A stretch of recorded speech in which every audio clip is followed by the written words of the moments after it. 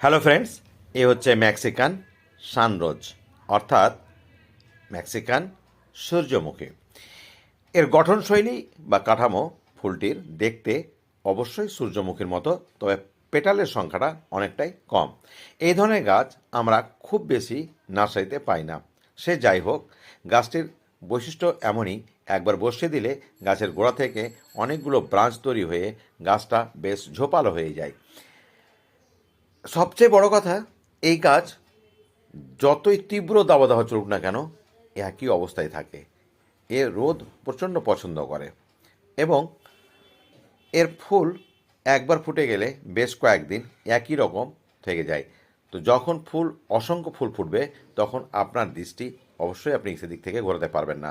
তো বন্ধুরা, আরেকটা বিষয় বলি, এর শাখাকারি থেকে খুব সহজেই চারা করা যায়। পছন্দ হলে অবশ্যই লাইক করে পাশে থাকবেন।